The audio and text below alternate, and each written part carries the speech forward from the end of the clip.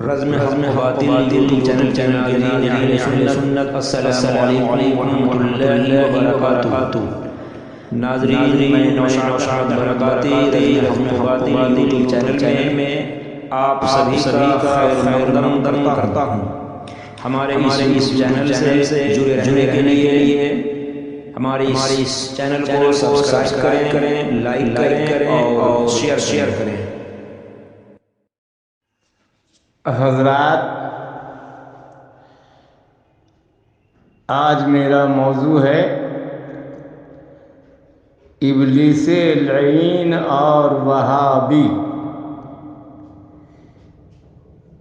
اس کی تیسری قسط ہے یہ جو میں بیان کروں گا۔ اس سے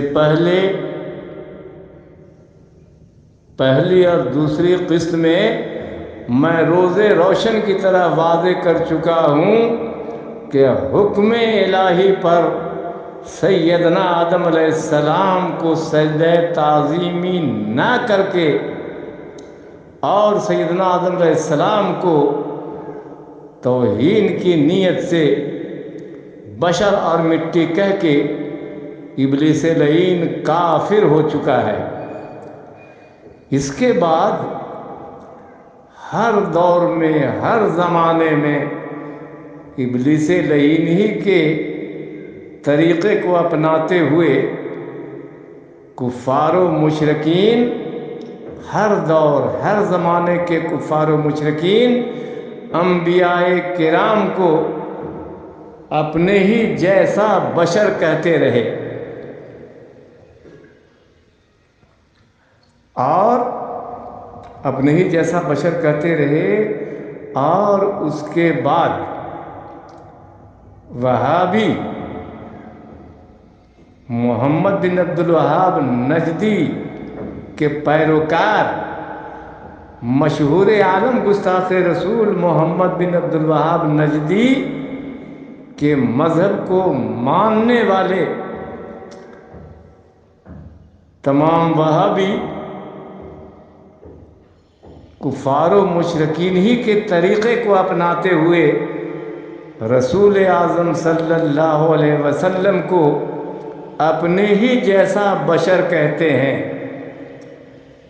آج بھی وہ اہل حدیث وہابی ہو یا تبلیغی ہو یا ندوی ہو یا دیوبندی، کوئی بھی وہابی ہو، اس سب وہابی حضور سرور عالم صلی اللہ علیہ وسلم کو اپنے ہی جیسا بشر کہتے ہیں۔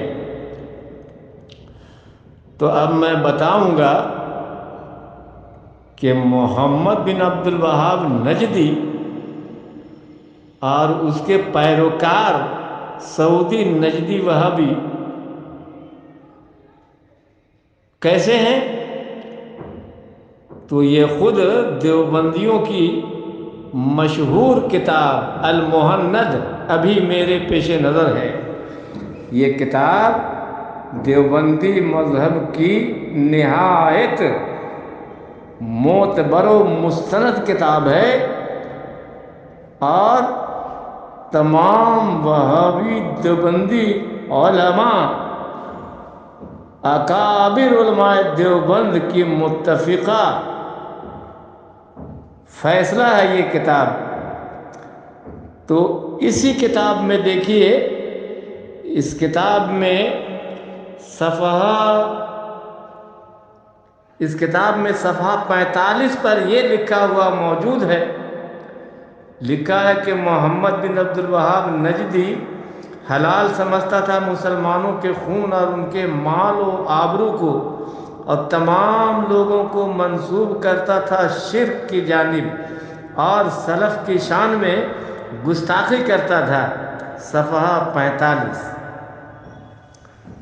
45 پر یہ لکھا ہوا موجود ہے کہ تمام مسلمانوں نے عالم کو مشرک قرار دیتے تھے۔ شیخ نجدی اور اس کے ماننے والے، اس کے پیروکار سعودی نجدی وہابی۔ اور آگے لکھا ہے، آگے محمد بن عبد الوہاب نجدی کو خارجی قرار دیتے ہوئے، اور واقعی وہ خارجی ہے، اس میں شک کی گنجائش نہیں ہے، تمام علماء اہل سنت کو معلوم ہے کہ مشہور عالم گستاخ رسول پکا خارجی تھا، تو اس کو خارجی قرار دیتے ہوئے لکھا ہے کہ ان کا عقیدہ یہ تھا، ان کا عقیدہ محمد بن عبد الوہاب نجدی اور اس کے تمام پیروکار سعودی نجدی وہابی، ان کا عقیدہ یہ تھا کہ بس وہی مسلمان ہے، اور جو ان کے عقیدہ کے خلاف ہو وہ مشرک ہے، اور اسی بنا پر انہوں نے اہل سنت اور علماء اہل سنت کا قتل مباح سمجھ رکھا تھا۔ صفحہ 46 پر یہ لکھا ہے، اور لکھا ہے کہ محمد بن عبد الوہاب کے وہابی چیلے امت کی تکفیر کیا کرتے تھے، تمام مسلمانان عالم کو کافر قرار دیتے تھے۔ یہ لکھا، یہ صفحہ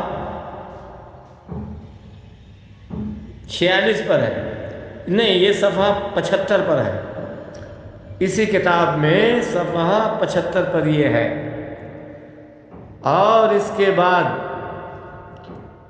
بہت بڑا وہابی، دیوبندی وہابیوں کا بہت بڑا سرغنہ، علماء دیوبند کا بہت بڑا سردار،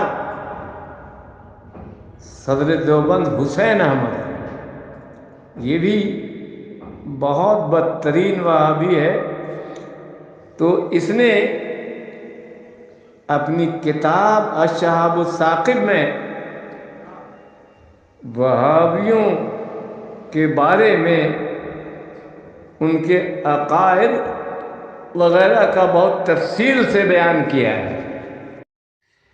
یہ بھی واضح رہے کہ صدر دیوبند حسین احمد دیوبندیوں وہابیوں کا بہت بڑا سرغنہ وہ سردار ہے۔ اس کی کتاب الشہاب الثاقب دیوبندیوں کے ہاں مارکۃ الآراء کتاب مانی جاتی ہے۔ دیوبندی مذہب کی یہ ایسی کتاب ہے کہ دیوبندی مذہب میں اس کو مارکۃ الآراء کتاب مانا جاتا ہے۔ خود وہابیوں نے لکھا ہے کہ یہ مارکۃ الآراء کتاب ہے۔ تو اس کتاب میں یہ صدر دیوبند نے بارگاہ رسالت میں نہایت گستاخی کے کلمات استعمال کرنے والوں کو وہابی قرار دیتے ہوئے، یعنی یہ وہابیوں کا ہی شیوا ہے کہ حضور کی شان میں نہایت گستاخی کلمات استعمال کرتے ہیں۔ تو وہابیوں کو بارگاہ رسالت میں گستاخی کے کلمات استعمال کرنے والا قرار دینے کے بعد لکھا ہے کہ ان کے بڑوں کا مقولہ ہے، کن کے بڑوں کا؟ وہابیوں کے بڑوں کا مقولہ ہے، معاذ اللہ نقل کفر نہ باشد، ہمارے ہاتھ کی لاٹھی ذات سرور کائنات علیہ الصلاۃ والسلام سے ہم کو زیادہ نفع دینے والی ہے، ہم اس سے کتے کو بھی دفع کر سکتے ہیں، اور ذات فخر عالم صلی اللہ علیہ وسلم سے تو یہ بھی نہیں کر سکتے۔ معاذ اللہ۔ الشہاب الثاقب صفحہ 47۔ تو یہ معاذ اللہ نقل کفر نہ باشد، یہ میرے الفاظ نہیں ہیں، ابھی جو سنایا یہ صدر دیوبندی کے الفاظ ہیں۔ اس نے وہابیوں کے اس مقولے کو جو ابھی سنایا، اس کو پیش کرتے ہوئے خود ہی لکھا ہے کہ معاذ اللہ نقل کفر نہ باشد، یعنی جو لکھا، جو نقل کیا صدر دیوبند نے، یہ کفر ہے اور ایسا کفر بکنے والے وہابیوں کے سردار کافر و مرتد ہیں، تو یہ اسی کا قول ہے۔ بہرحال ہم نے دیوبندیوں کی کتاب المحنت اور یہ کتاب الشہاب الثاقب سے جو پیش کیا اور جو ثابت ہوا، یہ خود وہابی مذہب کی کہانی، خود وہابی اکابر دیوبند کی زبانی ہے۔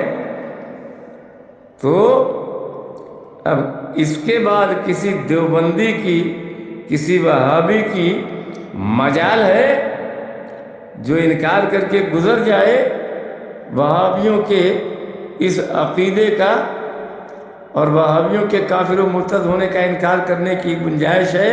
کر سکتا ہے کوئی وہابی طاقت رکھتا ہے؟ ہرگز نہیں۔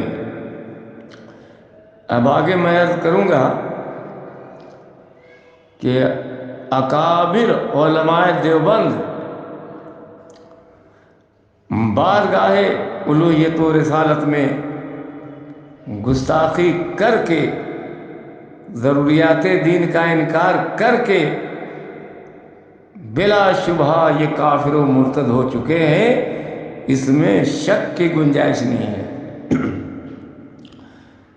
مثال کے طور پر اشرف علی تھانوی کی کتاب حفظ الایمان ابھی میرے پیش نظر ہے۔ تو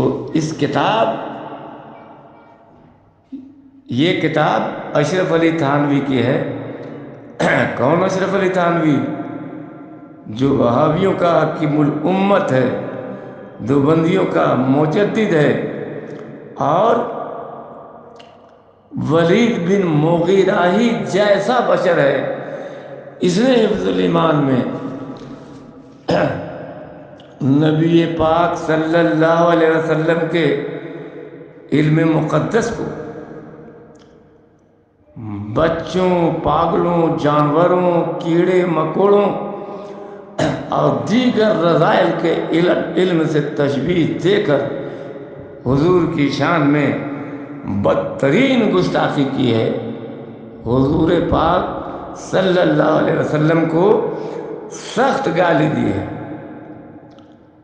تو اس کی عبارت یہ ہے، سنیے، نقل کفر نہ باشد کہہ کے میں سنا رہا ہوں۔